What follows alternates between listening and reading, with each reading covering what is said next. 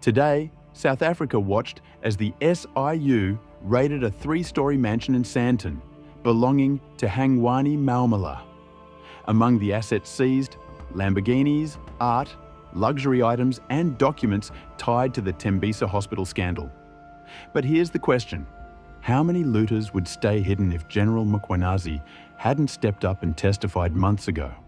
How many voices would be silenced? How many crimes would go unexposed? This is a story about power, money, truth, and the costs of speaking out. This is why we need people like Mkhwanazi who risk everything to expose the rot at the heart of the state. To fully grasp the stakes, let's return to Tembisa Hospital, where over 2 billion rand was allegedly siphoned through fraudulent procurement. Maumela's name surfaced again and again in investigations. He's now under scrutiny in a sweeping SIU probe. On October 9, 2025, SIU agents executed a court-approved raid on Maumela's Sandton home. They seized luxury vehicles, including Lamborghinis, artwork, and other high-value assets. This raid is part of a broader effort to recover assets tied to corrupt contracts. The SIU is pushing a 300 million rand forfeiture case linked to Maumela and his associates. Still, as of now, Maumela has reportedly not been arrested and remains free. Many ask, why? Where is the accountability? Why do those accused of massive public fund theft still walk free? Let's pause here. If Mkhwanazi had remained silent in June, this raid might never have happened. The revelations, the pressure, the public exposure, all depend on brave individuals speaking truth to power. Whistleblowers like Babita Deokaran paid the ultimate price for exposing corruption. She flagged Maumela and many others in her forensic reports. If those voices are silenced through intimidation, violence, or suppression, the entire system shuts down. Corruption continues, unchecked. When billions are stolen from hospitals, institutions meant to heal, we lose more than money. We lose lives, dignity, hope. With 800 million to 2+ billion rand allegedly taken, that's not just numbers. That's wards unbuilt, equipment unfunded, patients uncared for, schools unbuilt, houses unloved. Let's break down the scale. How many RDP houses could be built with 800 million or 2 billion rand? How many clinics, schools, roads? How many lives lost because hospitals were decrepit or understaffed? They say Maumela's network operated through 41 companies, manipulating procurement thresholds, splitting contracts, inflating prices. Contracts meant for medical supplies, catering, cleaning, turned into pipelines of theft. These syndicates didn't just steal from the state, they stole from the most vulnerable, the sick, the poor, children, the elderly. Meanwhile, those in law enforcement, police, oversight bodies, auditing departments, watched, delayed, hesitated, or were complicit.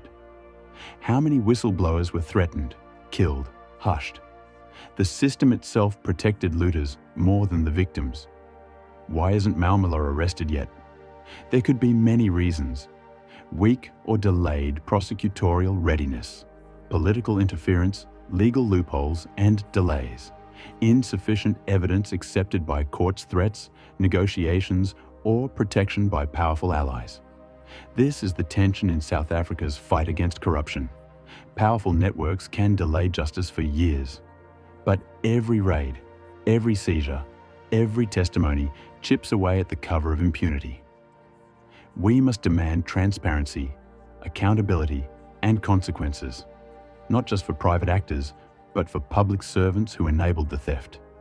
Institutions must be strengthened, whistleblower protection laws fortified, prosecutions done without fear or favor. But the bigger battle is still ahead, ensuring that Hangwani Maumela is held to account in court, that justice is seen, felt, and believed, that whistleblowers are protected, that public funds are returned, that our hospitals, schools, homes, and futures are rebuilt from what was stolen. If we refuse to let fear silence truth, maybe this country has a chance. From Johannesburg to Pretoria, from hospitals to Parliament, nothing changes unless citizens demand it. Thank you for listening. Like, share, and comment. What do you think? Is justice possible in South Africa's era of corruption? To the other developing story, in fact, breaking news now. We saw the one raid on the home of Shadrach Sibiya. Now, law enforcement officers are seizing the property of a businessman linked to a syndicate accused of looting at the Tembisa Hospital. These are some of the cars, that are owned by this person. Newsroom Africa's Linda Mnisi is there, joins us live for more. Linda, you've just arrived on the scene. Good afternoon to you. This is fairly dramatic. Absolutely, Stephen, and you can see just on your way leading up to the street of this particular three-storey house, very luxurious house, Stephen. You're seeing right now on your screen the three luxury vehicles, the Lamborghinis, that have now been seized by the SIU. They currently have loaded them in. One of them, I don't know if you can see from inside, Stephen, is an SUV. The first one that's actually loaded from inside is an SUV, and then of course you have the two other Lamborghinis that have since been seized, along with a number of other items that the SIU seized. This also includes a bit of pricey art. We understand at this point they've now seized all of these, properties from Hangwani Maumela's property here in Sandton, Johannesburg. It's part of the SIU's proceedings this afternoon, Stephen. The raid at his luxury home in Sandton, which is still underway. Quite a number of items, smaller items, being taken. You'd recall that last week the SIU, detailing a report in which at least over 2 billion rands was plundered from the Tembisa Hospital. And they detailed how, Maumela in his syndicate, which they refer to as the Maumela Syndicate, they reviewed about 1,728 bundles worth of over 800 million rands, really, related to this particular syndicate, uncovering significant, and what they say essentially is significant irregularities from, of course, the procurement of those services. They also said they were able to trace about 41 suppliers to the service providers linked to Maumela. 3 of those companies, you'd recall, they said are companies that were awarded contracts that were valued at over 13 million rand, Stephen. And in this syndicate, those companies were linked to now attempted murder accused Vusumuzi Kat Matlala. So at this particular moment, Stephen, you're seeing those particular proceedings. I don't know if my colleague Kevin will be able to just come a bit closer to get a sense of what is happening inside this three-storey building. Of course, it is an operation that is still underway. And of course, the authorities, many of them are still inside, Stephen, trying to get whatever it is that they are able to get from this particular property. It is a luxurious property, Stephen, a three-storey mansion here in Sandton, where they've come to, of course, seize these particular properties. But you'd also recall that not so long ago, in fact, there was another, in fact, court order. The SIU, in fact, the Asset Forfeiture Unit, rather, also being basically obtaining an order to seize Maumela's properties and assets that are in this particular property, including properties in Ballito and Durban, and as well as Cape Town. So this forms part, really, of the SIU's investigations. The outcomes of that investigation are what essentially, the SIU is doing this particular afternoon. Linda, I mean, you can see the people there have some experience with moving Lamborghinis, clearly the people you call in this instance. The Tembisa Hospital, as we know, the most astonishing scandal, 2 billion rand taken, 3 separate syndicates, according to the SIU's interim report that was released last week. And still, all of this linked to what Babeta Deekaran uncovered and was then killed for. And in fact, her family saying this morning or overnight, I understand, they don't want that hospital renamed in her honour unless it actually becomes a beacon of hope for patients where there'll be no corruption. There's a very important backstory to all of this. Absolutely, Stephen. And you'd also recall that there's been a long wait for justice in the matter of Babita Deokaran. And this particular investigation is an investigation that the SIU said, was also part of some of the referrals that came from the Premier's office, which were made in September 2022. The Premier also making referrals of some of the matters that needed to be investigated. So the SIU last week revealing that there was about 2 billion rand that was plundered. These are fees, Stephen, that were meant to assist the most vulnerable of society that were plundered through a number of irregular contracts.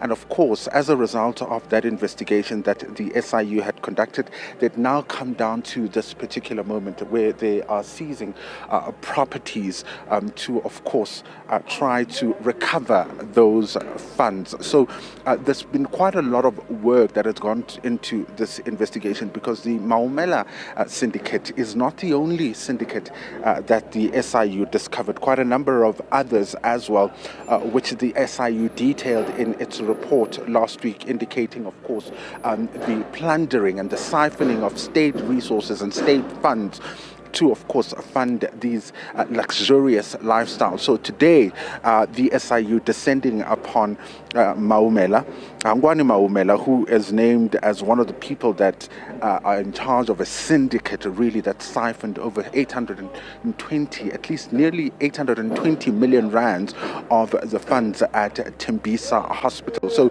at the moment, what you're seeing is, of course, the preparations to, of course, take these vehicles away. There's also been quite a number of people that are inside, Stephen, that are still doing a bit of work. So at the moment, what the SIU has already said this morning, confirming that this operation is part of implementing the outcomes of that investigation that they conducted into the plundering of resources and funds at the Tembisa Hospital. They are also saying that they'll be communicating further,